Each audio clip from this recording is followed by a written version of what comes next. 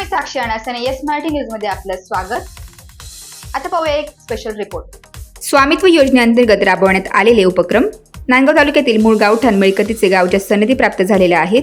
महाराष्ट्र शासनाने तसेच जमावबंदी आयुक्त व भूमी अभिलेख महाराष्ट्र राज्य पुणे संचालक यांच्या आदेशानुसार नांदगाव तालुक्यातील भूमी अभिलेख कार्यालयात प्रत्येक गावातील मूळ गावठाण मिळकतीचे सनदी प्राप्त झालेले आहेत। तरी खालीलप्रमाणे गावाची नावे आहेत।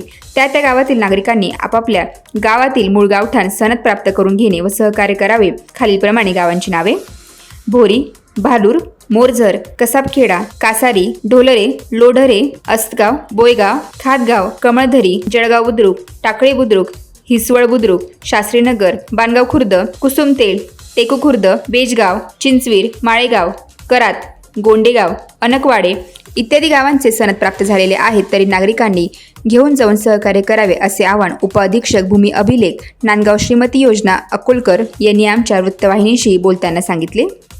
माननीय जमाबंदी आयुक्त आणि संचालक भूमी अभिलेख महाराष्ट्र राज्य पुणे यांनी स्वामित्व योजनेअंतर्गत राबविलेल्या उपक्रमानुसार उपअधीक्षक भूमी अभिलेख नांदगाव कार्यालयामध्ये एकूण 100 गावे समाविष्ट आहेत। त्यापैकी 85 गावांचा ड्रोन फ्लाय होऊन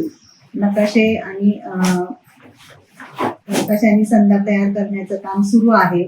पैकी आजपासून 22 गावांमध्ये आम्ही सनद वाटप करण्याचं कार्यक्रम सुरू करत आहोत। तरी नागरिकांनी आम्हाला सहकार्य करावं असं आम्ही आवाहन करत आहोत। येस मराठीसाठी तालुका प्रतिनिधी विजय बडोदे, नांदगाव। अशाच प्रकारच्या ताज्या घडामोडींसाठी yes Marathi news YouTube channel share करा, सबस्क्राईब करा, लाईक करा आणि पाहत राहा येस मराठी न्यूज।